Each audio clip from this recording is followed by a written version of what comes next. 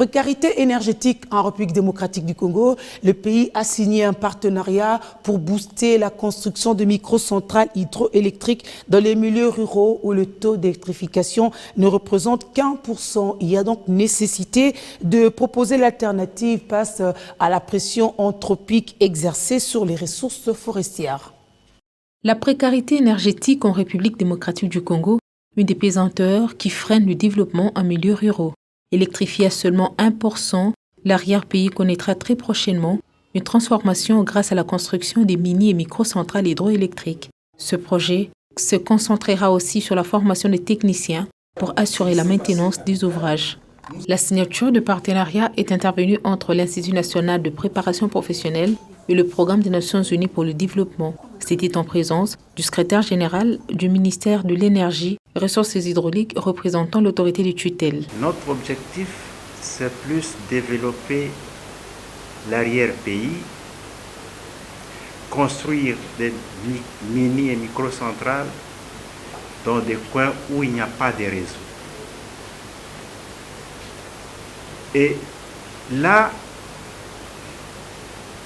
après avoir construit, il faut laisser cet ouvrage, il faut remettre à quelqu'un d'autre pour gérer.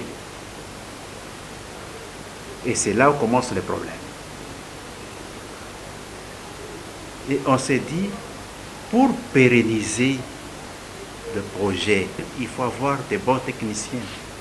Pour l'INPP, les 41 centres de formation répartis à travers le pays seront mis à contribution pour réhabiliter et maintenir les mini- et micro-centrales hydroélectriques d'une capacité variant entre 1 kW et 5 MW. On ne peut pas faire de formation pour le plaisir de le faire.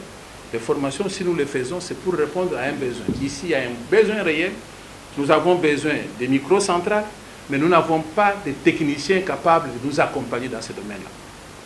Et ça, je peux vous garantir que l'INPP est disposé à vous garantir dès demain. Nous serons déjà en chantier. Et non seulement nous allons pouvoir faire la formation de qualité, parce que nous sommes leaders dans le domaine, et nous allons contribuer à mettre de l'espace nécessaire par la construction d'un atelier moderne où nous allons pouvoir abriter les équipements que vous allez pouvoir nous donner.